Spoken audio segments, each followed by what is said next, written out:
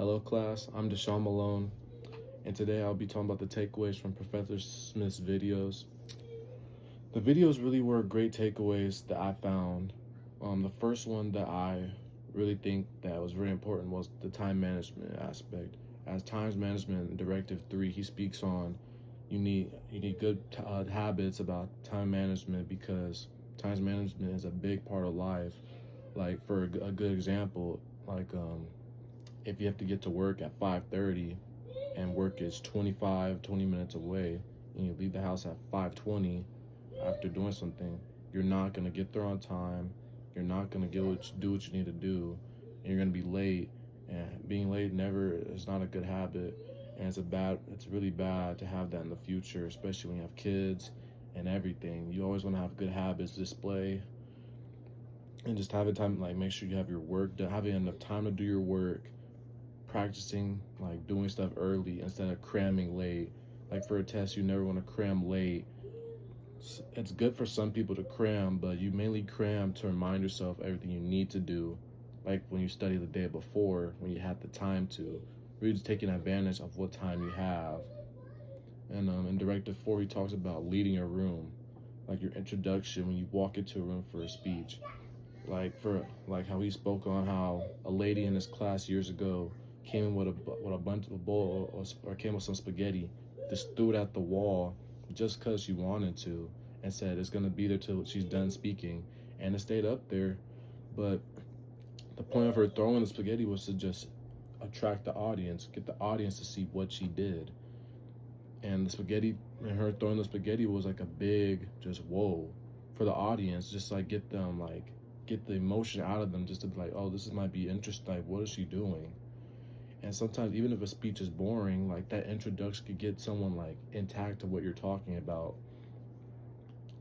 And when I say that too, it leads me into Directive 5, where he speaks on persuading and having enough research to persuade the audience to what you're talking about.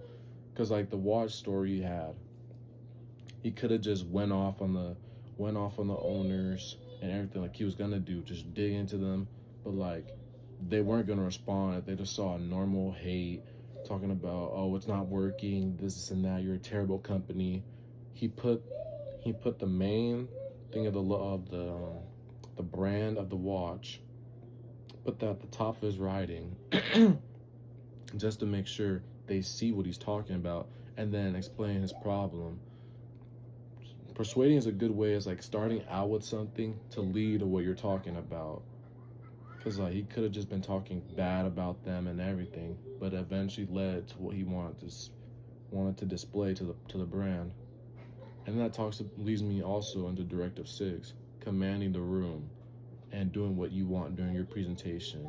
When I say command the room, it's like just taking control. Like it's your time, it's your space. Just do what you want and when you're comfortable.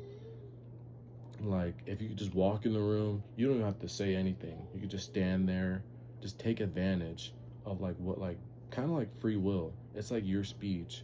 Just like you just command and grab the tent. Like if you just stand there, those would be one like, oh, what's going on? Like if you tell the audience, like talk to the audience, if you speak to people like during your presentation, instead of just coming in and just saying, oh, I'm here to do this and that. Like you have to get the people attracted to what you're saying. And I feel like that's a really good takeaway, because when you're giving a speech, you don't want to just like bore the people and just talk to them. You want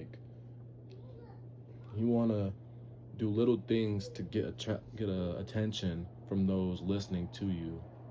And I feel like that also, as what he talks about in Directive 7, the last one, about taking advantage of the opportunity and celebrating the opportunity. You don't want to like be mad that you have to talk in front of a class and be scared about it. Even if you're like embrace the scariness of talking in front of someone, like embrace acknowledge what you're doing and take it like advantage of it, the opportunity, because a lot of people don't have the opportunity to talk in front of others and say what they want.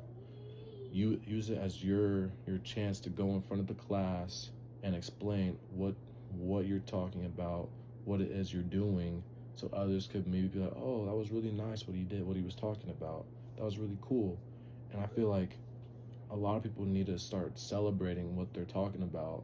And I feel like if you get more in tuned with what you're speaking for and what you're speaking of, you'll really love it more than just like, oh, I need to do it to get it done. Like, I need to finish this. Like, the audience will really like enjoy if you're like intact with what you're talking about and you're really passionate about it. And I think, and that's what all I have to speak for today. And that is my big takeaways on the directive speeches.